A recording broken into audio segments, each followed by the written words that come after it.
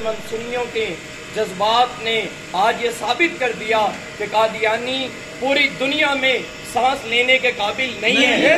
جہاں یہ سانس لینا چاہیں گے مسلمان ان کا سانس بند کریں گے انشاءاللہ. اور یہ تو ختم نبوت کے ڈاکو ہیں نا, ان کو تو ہم نے 2017 میں بھی نظر ڈالی تھی.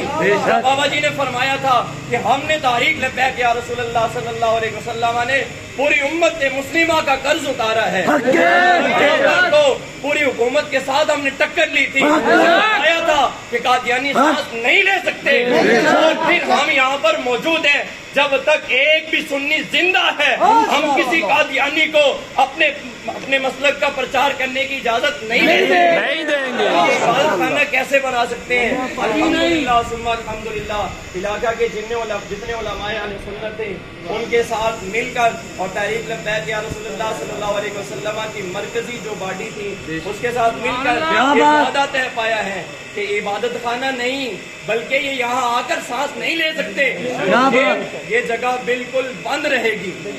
جب یہ کھولنے کی کوشش کی جائے گی اسی وقت یہ قانون کے کٹہرے میں جائیں گے. یہ بات دور کی ہے, ہم نے یہ معاہدہ کیا ہے کہ یہ جو جگہ ہے یہ اہل محلہ کو ملے گی اور اہل محلہ وہاں پر تاجدار ختم نبوت کی صدائیں لگاتے بچے تیار کریں گے.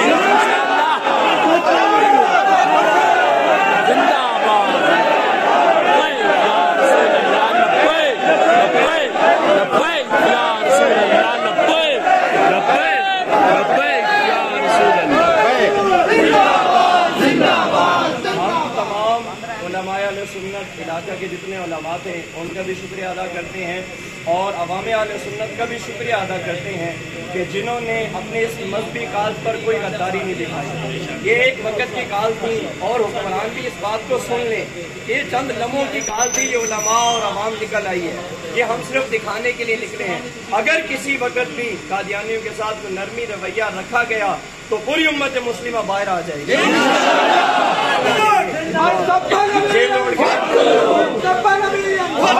روڈ کے ہمارے ٹیپو بھائی بھی ساتھ ہیں اور جتنے بھی لوگ ساتھ ہیں ہم سب کے مشکور ہیں کہ انہوں نے اس مبارک کاز پر کبھی بھی پیچھے قدمی نہیں اٹھائی. انہوں نے ہمارا ساتھ دیا اور انشاءاللہ ان کے ایمان بھی زندہ ہیں اور یہ ساتھ دیتے رہیں گے, کھڑے ہوتے رہیں گے. بالخصوص سلیم اوان صاحب جنہوں نے اس سارے معاملے کی قیادت کی, ہم ان کا بھی شکریہ ادا کرتے ہیں جنہوں نے ہمارے جذبات کی قدر کی.